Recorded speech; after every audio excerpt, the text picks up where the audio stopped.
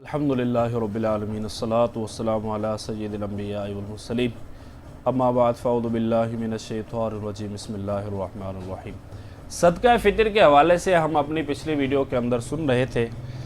तो आइए सदका फ़ितर के मज़ीद मसाइल के बारे में हम सुनते हैं। चूँकि हमें सिर्फ़ इतना ही पता होता है कि यार सदका फ़ितर कितना वाजिब है और हमें ये सदका फ़ितर कितना अदा करना है, किसको देना चाहिए किसको नहीं देना चाहिए। बहरहाल इसके काफ़ी मसाइल हैं, कुछ मसाइल को सुनने की कोशिश करते हैं। हदीस पाक में आया कि सरकार मदीना सल्लल्लाहु ताला अलैहि वसल्लम ने हुक्म दिया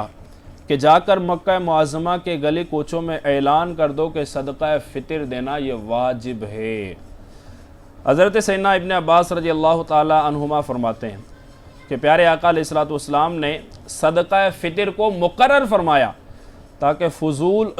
और बेहुदा कलाम से रोज़ों की तहारत यानी सफ़ाई हो जाए और मसाकीन जो है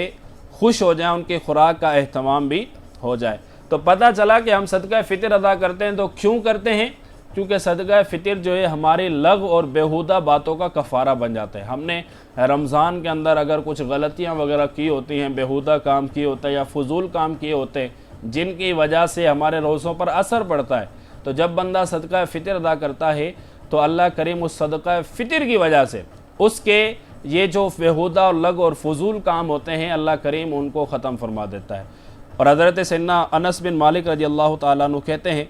कि सरकार मदीना सल्लल्लाहु अलैहि वसल्लम फरमाते हैं कि जब तक सदका फ़ितर अदा नहीं किया जाता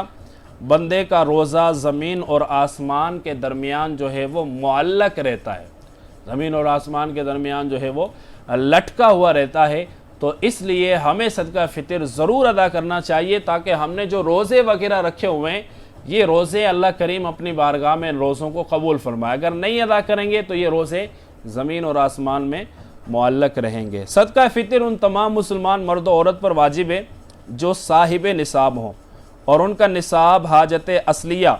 यानी ज़रूरियात ज़िंदगी, मिसाल के तौर पर रहने का मकान, खानादारी का सामान वगैरह से फारिग हो। अब सदका फ़ितर का निसाब क्या होता है, सदका फ़ितर किस पर वाजिब होता है? तो सदका फ़ितर का जो निसाब है वो ये है कि उसके पास 7.5 तोला सोना या 52.5 तोला चांदी या 52.5 तोला चांदी की रकम या इतनी मालियत उसके पास तिजारत का सामान वगैरह मौजूद हो। दो चीज़ें, या तो बंदे के पास 7.5 तोला सोना मौजूद हो या इसकी मालियत मौजूद हो। अब बंदा कहता है मेरे पास तो सोना है नहीं या है तो कम है,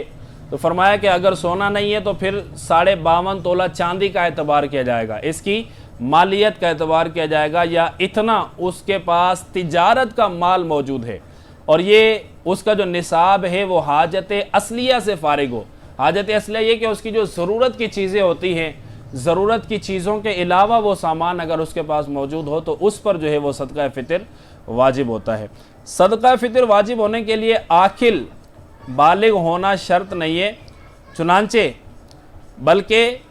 बच्चा हो या मजनून हो अगर वो साहिब निसाब हो तो उनका माल भी उनके माल से ही उनका सरपरस्त सदका फ़ितर अदा करेगा। सदका फ़ितर के लिए जो मिक़दार मौजूद बयान की जो निसाब है वही मिसाल के तौर पे सदका फ़ितर का जो निसाब और ज़कात का जो निसाब होता है वो सेम होता है, लेकिन फ़र्क ये होता है कि ज़कात के माल के लिए माल का नामी होना ज़रूरी होता है और लेकिन जो सदका फ़ितर का निसाब होता है उसके अंदर